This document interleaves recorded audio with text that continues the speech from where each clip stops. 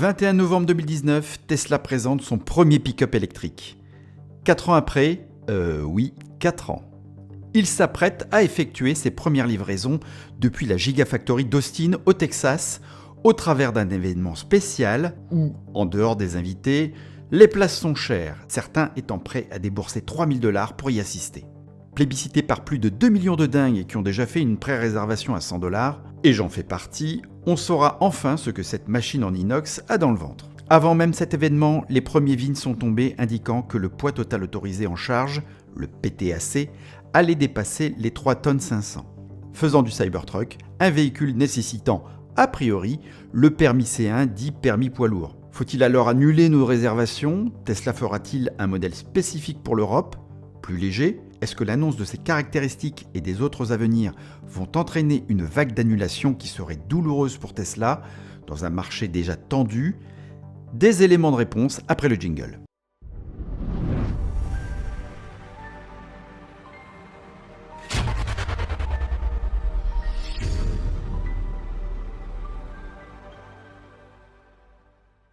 En 2019, la chaîne Sexy Cars, qui s'appelait alors Tesla 3, a été parmi les premières à rapporter l'événement de Tesla. Je tenterai cette année encore de vous faire part de ce qu'on aura appris lors de cette soirée exceptionnelle. Avant de répondre aux questions posées en introduction, faisons un point sur les dernières news qui ont fuité sur le Cybertruck et voyons ce qui a changé depuis la présentation du prototype. A l'origine, le Cybertruck promettait une longueur de 5,85 m pour 2,03 m de large et 6 places. Le site de précommande Tesla fait encore apparaître ces 6 places, la 6e place étant à l'avant, au milieu et transformable en accoudoir.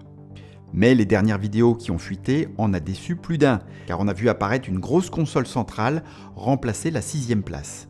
On distingue également 2 emplacements pour poser 2 smartphones, certainement prémunis de la recharge à induction. Côté volant, ce dernier devient un peu moins yoke d'origine, pour laisser place à ce qui doit être un volant pratique, à défaut d'être esthétique. On remarquera également l'absence de commodo à l'instar des modèles S, X et de la version mise à jour de la Model 3 2024. De la même façon, à l'arrière, un écran d'infodivertissement prend place.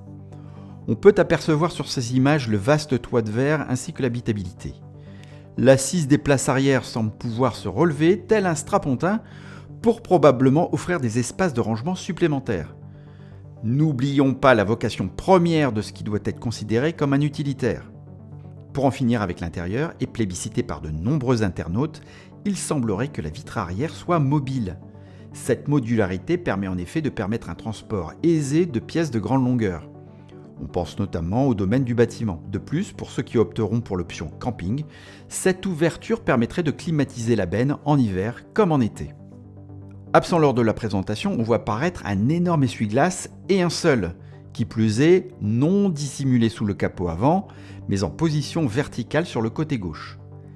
Gageons que cet ajout inesthétique ne perturbe pas trop le CX et donc la consommation. Côté frunk, si à l'origine la face avant devait rester fixe, il n'en est rien et on distingue ici l'ouverture de l'ensemble avec un frunk original, mais peu profond. Le pare-choc avant se pare enfin d'une caméra avant, laissant enfin présager une vision 360 degrés comme on l'attend sur le reste de la gamme. Côté suspension, et comme ce qui a été annoncé en 2019, elles sont pneumatiques et permettra d'améliorer le confort et la capacité de franchissement. Les rétroviseurs apparaissent également malgré leur absence lors de la présentation. On pensait alors que la vision se ferait à l'aide de caméras uniquement. Côté benne, ne vous attendez pas encore à voir un Cyberquad. Le couvre-tonneau électrique semble validé, la prise de 120 volts également, mais pas le système de rampe à mobile, pourtant encore bien présent sur la page de pré-réservation du Cybertruck. En revanche, on peut découvrir un nouveau coffre de rangement en double fond de la benne. Côté promesse de blindage, on ignore si les vitres seront plus résistantes à la bille d'acier qu'en 2019, mais une chose est sûre, les tests de blindage ont été effectués par ailleurs. Parlons maintenant des spécifications. Si à l'origine 3 versions étaient proposées, j'ai dû rapidement modifier ma commande car le modèle propulsion a disparu de la gamme. Il faut donc s'attendre à une version dual motor et une autre trimotor, qu'on appellera performance. Comme l'exige la loi aux États-Unis, les informations VIN sont publiées dans les 60 jours précédant la vente aux clients finaux.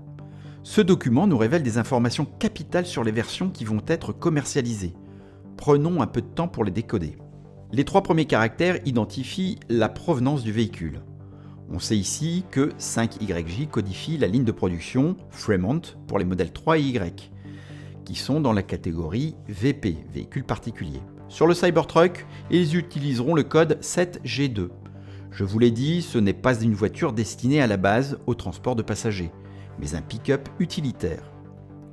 On verra certainement le code CTTE, camionnette, sur nos cartes grises européennes si un jour le Cybertruck arrive sur notre continent. C'est un débat très animé depuis 4 ans. On en reparle un peu plus loin. Avant cela, et si ce n'est pas déjà fait, pensez à vous abonner à ma chaîne et activer la cloche pour être informé de mes futures vidéos. Je vous fais la promesse que si nous atteignons les 20 000 abonnés d'ici fin novembre, je me forcerai à me rendre au Texas pour vous faire découvrir un Cybertruck en live. Regardons de plus près un ville qui a été pris en photo sur un véhicule de pré-série. Les 3 premiers caractères ont été définis. Le 4e caractère est un C qui signifie Cybertruck. Le 5e caractère détermine le type de châssis, E pour le châssis typé pick-up 4x4 et F pour les tracteurs poids lourds. Le 6e caractère, le H, est le plus important pour ce qui va suivre. Il représente le GVWR, plus connu sous le sigle PTAC chez nous.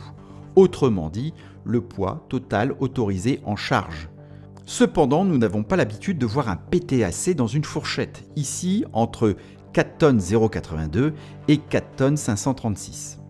J'ai mon hypothèse là-dessus et j'y reviendrai. Le 7e caractère E indique que le véhicule est électrique. Le 8e caractère est aussi très important, D signifie dual motor et le E trimotor. Le 9e est un caractère de vérification, le 10e est l'année du millésime, R est en 2024, S sera 2025, etc. Le 11e est le A comme Austin au Texas, et le reste le numéro de série. Nous sommes donc ici en présence d'un Cybertruck dual motor de classe H, c'est-à-dire le plus lourd des Cybertrucks, entre 4 tonnes 0,82 et 4 tonnes 536 de PTAC. Tiens, cela voudrait dire que le dual motor serait plus lourd que le trimotor ? Je ne le crois pas. Cela pourrait signifier selon moi, et ce serait la première fois que cela arriverait dans le configurateur Tesla, que nous aurions le choix du moteur et de la capacité batterie. On peut par exemple imaginer 3 capacités batterie comme il était prévu à l'origine avec les 3 motorisations. Les 2 premières tenant dans la fourchette de la version G et la haute capacité dans la version H. Cependant, cette hypothèse semble défaite par un réservateur anonyme qui indique qu'il n'a eu le choix qu'entre le dual ou le performance trimotor. Il indique même le prix, soit presque 99 000 $, soit une augmentation de 40% par rapport au prix initialement annoncé en 2019. Il faut savoir que ce message anonyme a été supprimé depuis. Et là, vous vous dites, comme beaucoup de médias, avec des PTAC pareils, le Cybertruck ne verra jamais le jour en Europe. Effectivement, au-delà de 3 tonnes 500, le conducteur a la nécessité de passer le permis poids lourd, appelé C1. Mais je vais encore faire mon gaulois et aller à contre-courant. Je vous explique pourquoi.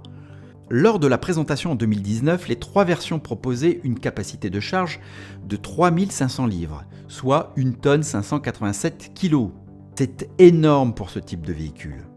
Pour exemple, un Ford Ranger se limite à 1 tonne. Si on prend le poids minimum de la catégorie H, soit 3 tonnes 629, et qu'on déduit ces 1 tonne 587, on obtient un poids de 2 tonnes 042 à vide, ce qui semble plausible pour un véhicule fait d'aluminium injecté, dépourvu de peinture. À ce sujet, une peinture représente quand même quelques dizaines de kilos sur un véhicule, ce n'est pas négligeable. Nous pourrions donc très bien conduire un tel véhicule en Europe si Tesla décidait d'homologuer le véhicule avec un PTAC plus faible. Cela représenterait tout de même une capacité de chargement de 1 tonne 458. Cependant, nous serions limités à la plus petite des batteries qui proposerait environ 400 km. Mais les choses changent en Europe et une loi pourrait bientôt bouleverser le paysage électrique et permettre à toutes les versions du Cybertruck de rejoindre le vieux continent. Au printemps 2023, une directive du Parlement et du Conseil européen vient modifier les règles du permis de conduire. Il étend le permis B à 4 tonnes 25, mais seulement pour les véhicules électriques, hydrogène et gaz. Ainsi, 2 ans après la première délivrance d'un permis de conduire, Délivré pour la catégorie B, il est valable pour conduire les véhicules à carburant de substitution dont la masse maximale autorisée est supérieure à 3,5 tonnes, mais ne dépasse pas 4,250 tonnes sans remorque. Ainsi, en prenant une version H du Cybertruck avec le poids maximum, on arrive par ce calcul à déterminer que le Cybertruck le plus lourd pourrait fouler nos routes sans problème en gardant une charge utile de 1,3 tonne. Il faudrait juste que Tesla diminue la charge admissible par l'administration européenne, même si techniquement, le Cybertruck pourra charger bien plus que ce qui est spécifié sur nos cartes grises. Voilà, c'est la fin de cette vidéo. Dites-moi en commentaire ce que vous pensez de l'arrivée de ce pick-up sur nos routes. Et n'oubliez pas de cliquer sur le pouce si vous avez aimé cette vidéo. D'autres vidéos exclusives à suivre sur la chaîne. En attendant, vous pouvez consulter mon site sexycars.fr. À très bientôt, portez-vous bien. Ciao.